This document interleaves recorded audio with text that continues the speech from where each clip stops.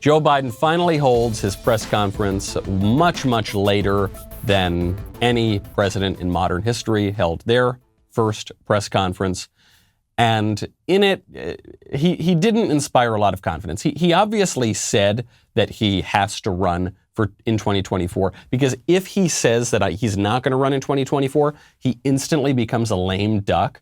So within 2 months of being in office, he will be completely ineffective. He won't be able to get any of his agenda through. However, when reporters pressed him on this question of, really, 82 years old, you're going to run for president? Joe Biden seemed to add a little caveat here. So is that a yes, that you are running for re-election? Look, I don't know where you guys come from, man. I've never been able to travel. I'm a great respecter of fate. I've never been able to plan 3.5 years ahead for certain. And if you do run, will Vice President Harris be on your ticket? I would fully expect that to be the case. She's doing a great job. She's a great partner. She's a great partner. And do you believe you'll be running against former President Trump? Oh, come on. I don't even think about it. I have no idea. I have no idea whether there'll be a Republican Party. Do you?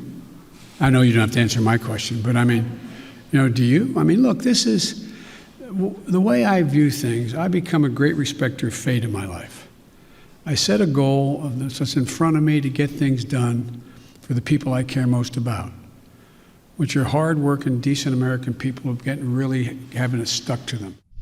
So, Mr. President, are you going to run again? I'm a great respecter of fate. Does not exactly inspire confidence. I'm a great respecter of fate. Oh my gosh. I see the point that he thinks he's making is that, look, anything can happen in this world, and you can count on some people and then you're going to lose them. And, I get it. He's actually, I think, referring to the personal tragedies in his life, deaths of family members.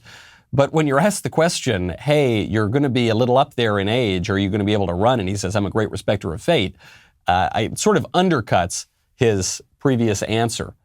Joe Biden, he actually got in trouble yesterday because he was giving an answer and he said, look, when I first got to the Senate 120 years ago, and people are playing this as though this were some sort of a gaffe. I don't think it's a gaffe. I think he was actually trying to make a joke, but the reality is, maybe it wasn't 120 years ago, but he did get to the Senate a long time ago. And so that sort of self-awareness, even if he's being a little self-effacing about it, does remind you, this is a very old guy by the standards of presidents. And so sure, he can say, you bet I'm absolutely going to run. I'm going to run for 7 more terms because he wants to protect his agenda. But I just don't think people are really buying it. Now, what is that radical agenda? Part of it is ending the filibuster to be able to ram through more legislation than otherwise he would, because I think he believes that time may be limited. I'm going to say something outrageous. I have never been particularly poor at calculating how to get things done in the United States Senate. So the best way to get something done, if it holds near and dear to you that you like to be able to, anyway, we're going to get a lot done. And if we have to, if there's complete lockdown and chaos as a consequence of the filibuster, then we'll have to go beyond what I'm talking about. Okay, hang on. Sorry. Oh, Miss Kim. Oh man,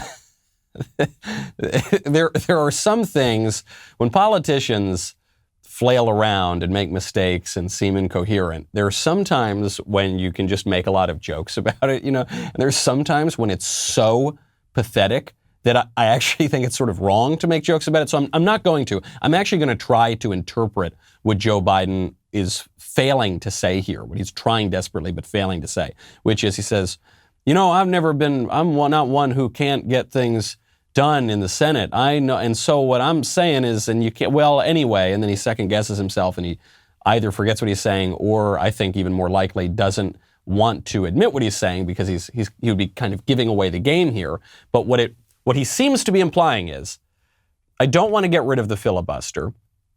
But I know that I have to threaten to get rid of the filibuster to convince certain senators to go along with my extremely radical legislation that I have to pass right now. One, because I'm a politician that doesn't have any beliefs, so I go where the party is and the party's far left. But two, because I'm very unlikely to run a successful campaign in a few years. So I've got to get it all done now. That is actually what I think is going on in his head. Because not that long ago, Joe Biden was saying that he was praying to God that we wouldn't end the filibuster in the U.S. Senate.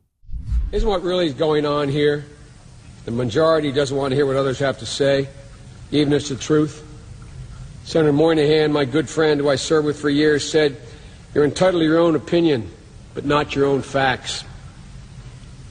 The nuclear option abandons America's sense of fair play.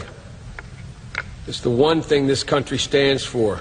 Not tilting the playing field on the side of those who control and own the field. I say to my friends on the Republican side, you may own the field right now, but you won't own it forever. And I pray God when the Democrats take back control, we don't make the kind of naked power grab you are doing. So I pray to God that we Democrats, when we take back the field, we don't have the naked power grab that you're trying to do by ending the filibuster. The naked power grab by ending the filibuster that is the essence of our country. It's what America stands for, right? You cannot speak in more glowing terms about the filibuster, and you cannot more clearly state you oppose getting rid of it. And I suspect Biden actually does oppose getting rid of it, but he's obviously quite weak. You just have to listen to those two clips. It's not that Biden used to be Winston Churchill or anything, but he has obviously declined. He's not really in control, it would seem, of much of anything. And he recognizes that he doesn't have a whole lot of time to get his agenda through. Joe, the prayer is in your power. You can muster that prayer and you can actually effect the change you want or the consistency you want and not end the filibuster. I hope you enjoyed that clip from the Michael Knowles Show. To check out the full episode, hit the link in the description or download the Michael Knowles Show wherever you listen to podcasts.